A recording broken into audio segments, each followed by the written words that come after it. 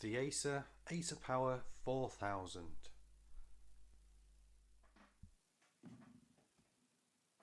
Okay guys, I promised a look inside this AcerPower 4000, and I've put you up on a shelf, hello, so you can get a top-down look at what's inside. Now I've not actually opened this up myself yet, so we're going to learn together. I'm still curious to figure out what this tray here is used for, and there looks to be 1, 2, 3 screws holding the back on. Now I hope you can see this, because I can't see the screen. Take 1 screw out, 2 screw out, and 3 screws out. If you're wondering why my hands are black, it's because I've been doing some spray painting. You might want to check my other videos. They will show you why and what. Let's try and slide this out. And there you go. The inside.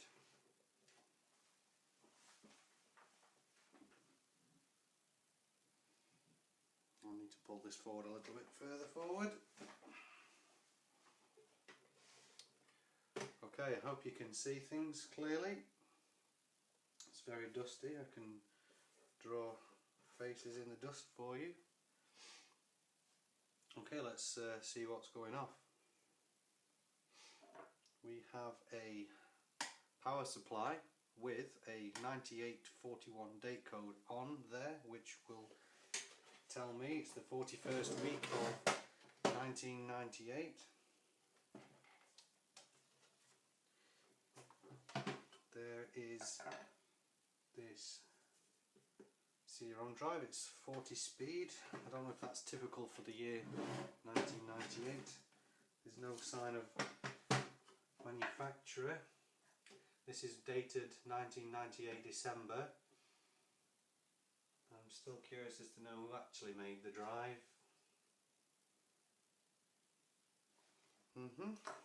Okay. Here's that 256 megabytes of memory. It is PC133, cache latency 3. We have the Celeron chip down there. It's a slot type chip, and we can also see the 3-com.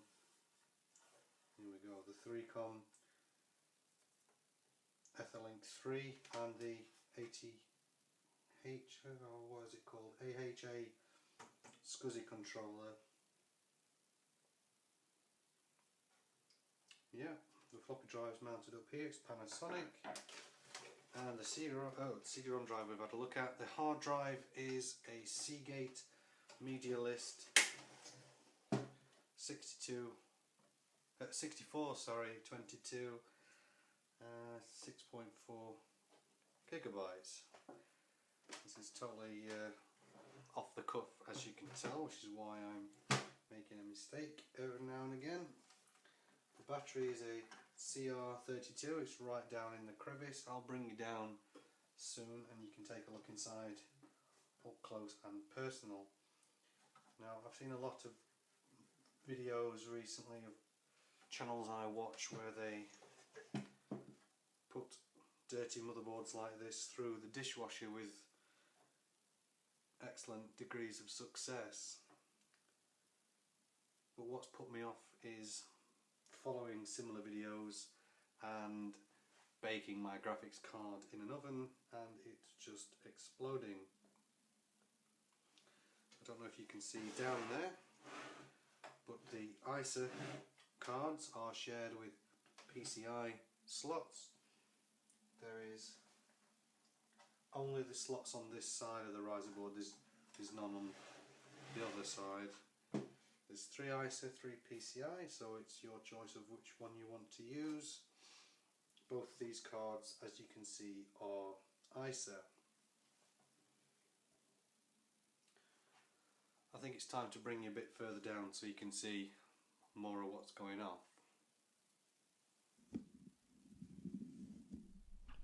Hello, Dust Bunny. Okay, I've removed the tray from the rear and given it a wipe. If I zoom in and focus, you can see it does in fact say HDD holder. So this is a tray for a removable hard drive. Here's the cheap looking, I'm assuming 200 watt power supply with the 9841 date code. The Etherlink 3 is a 1997 3C509B, and here's another look at the SCSI controller card.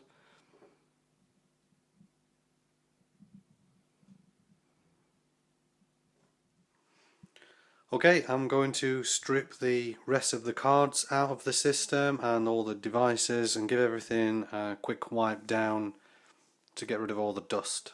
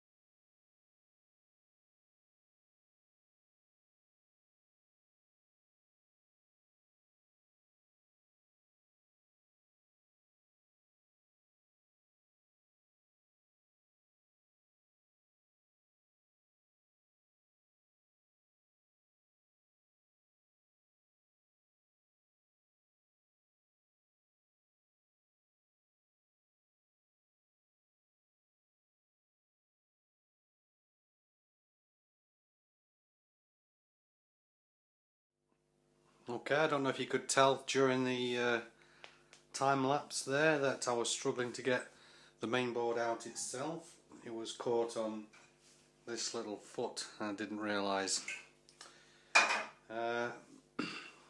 Everything's been wiped down except the mainboard itself. I've noticed that there is a 9810 manufacturing date over here, and that means it's the 10th week of 1998.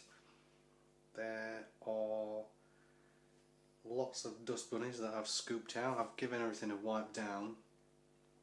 This cupboard here is where the vacuum cleaner is, and I didn't want to get the vacuum cleaner out when I can do just as good a job giving it a wipe with a cloth. So let me finish wiping the main board down and then we'll take a look at the main board itself.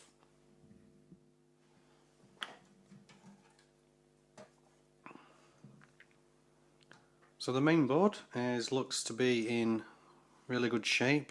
I can't see a single bulging or bloating capacitor. There are the 2 memory slots, but clearly they thought about adding a third because there's the pinout, and I don't know if you can make out there it says DM3 for DIM3. There's an onboard little buzzer speaker here, and the graphics, as we saw in the earlier video, are the Rage Pro. This Intel chip down here, let me just give it another little wipe because dust has settled back on there, is the AGP set, and this is the PCI set. Now there's a space here on the end. I'm assuming either onboard Ethernet was going to go there or audio, because on the back of the case there's some holes vacant for where the input microphone etc. could go. I'm guessing this is video memory, and a higher model would have had more video memory. The BIOS, I think, is this chip here. It's copyright Acer, and the main board is a V65LA 97122-1, made in Taiwan.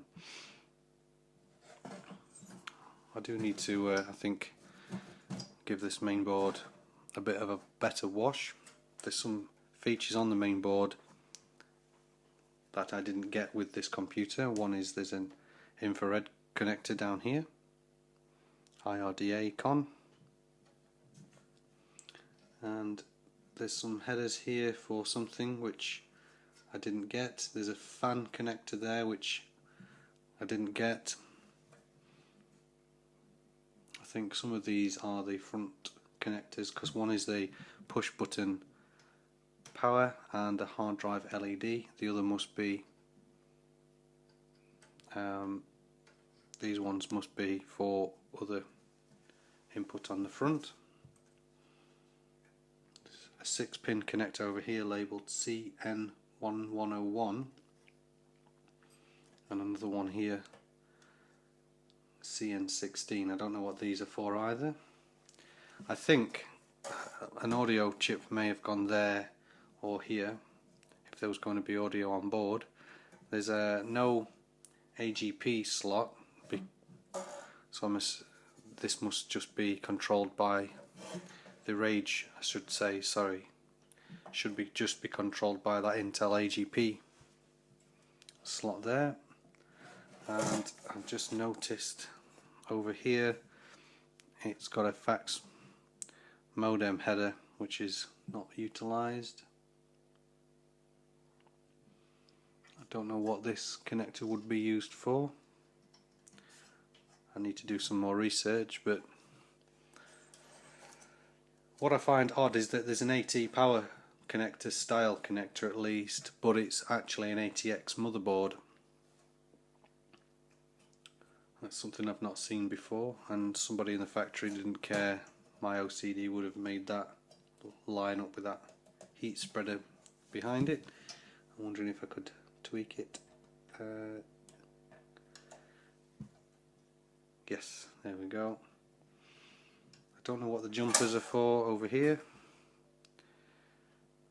I'm gonna hope that I've left those exactly how they were, and I think there's another COM port I could add here. In fact, yeah, I think that would be a COM port there and another COM port here.